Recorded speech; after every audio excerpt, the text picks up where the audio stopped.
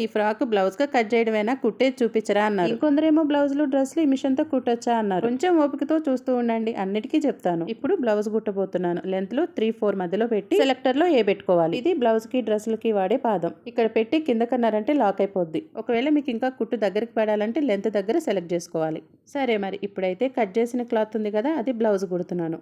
Blouse ముందు పట్టేసింది అనుకోండి, ఉన్నదాని మీద పావించి ఎక్స్ట్రా తీసుకోవాలి. ఒక విషయం చెప్పండి, మీకు బ్లౌజ్ కుట్టడం ఈజీయా, డ్రెస్ కుట్టడం ఈజీయా? నాకైతే డ్రెస్లే ఈజీ అనిపించింది. బ్లౌజ్కి అయితే చిన్న చిన్న పీసులన్నీ జాగ్రత్త చేసుకొని వాటిని అటాచ్ చేసి కుట్టాలి. వాటిలో ఏది మిస్ అయినా కానీ బ్లౌజ్ కష్టం అవుతుంది. ఈ బ్లౌజ్కి బ్యాక్ ఏమో హై నెక్ పెట్టేసి ఫ్రంట్ ఏమో ఇలా ఇచ్చాను. హ్యాండ్స్ కొంచెం పొడవుగానే పెట్టుకున్నాను.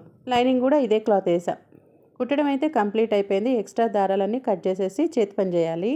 ఓకే, మీతో మాట్లాడుతూనే బ్లౌజ్ అయిపోయింది, చేతి పని కూడా అయిపోయింది. చీర తీసుకున్నాక బ్లౌజ్ సెట్ చేసుకుంటారు. నేనేమో బ్లౌజ్ని బట్టి చీర సెలెక్ట్ చేసుకున్నాను. అవును, ఈ రెండింటి కాంబినేషన్ ఓకేనా చెప్పడం మర్చిపోవద్దే.